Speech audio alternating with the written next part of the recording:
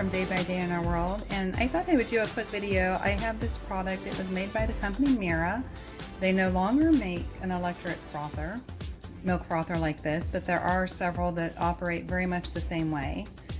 There's two different inserts depending if you just want to warm your milk or if you want to actually froth. I've had this unit for a very long time and one of the pieces broke, so I can no longer just keep this sitting in here safely, but otherwise you would be able to keep this snug in here and then you can just store it all. There's a spot in there that you insert, so I'm going to go ahead and I typically do the frothing feature. And if you look here on the side, you can see where they've got the different levels. If you're frothing, you don't want it above that line. If you're warming, you can go up to here. And I'm going to set it here on the base. And now I'm going to put, I usually do a mix of, see where you can see this, a mix of regular milk. And I'm going to leave, I know that if I'm doing this here, if I want to combine and put a little bit of half and half, when it gets up to there, when I no longer can see the wires, I know that I've got enough, and you can see off on the side, it's just below the max. And this is just so it doesn't overflow, which every so often still happens to me if I got too close. Then the next thing I do is put the cover on. There's two different buttons here. Oh. Another thing I do is I do have some flavoring that I usually put in here. I'm going to be making a mocha today, so I'm adding a little bit of this English, show you this English toffee sweetener, which works well. Then there's two buttons.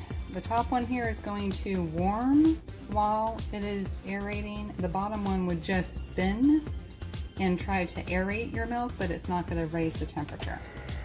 You just push that, and you can see you get a little bit of splatter every so often, but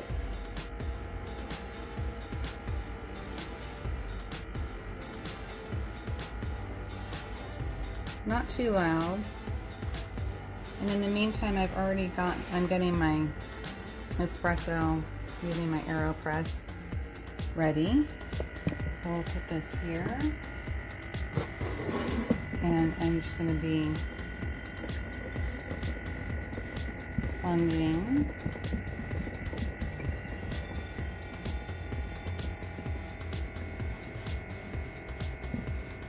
And you can hear a slight change, and you can see that it's really starting to froth up on the top.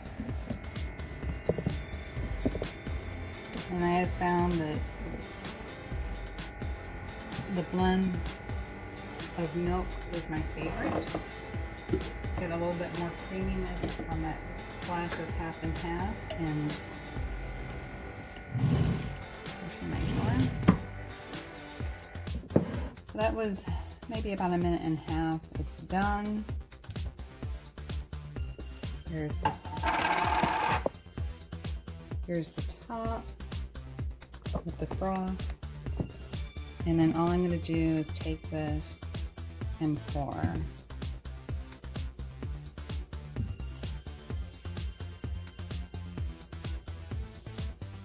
And what I usually do is before I'm done, I will stir, and I should have done this earlier because I do have some hot chocolate mix at the bottom. Stir this in before I've got all the froth in there.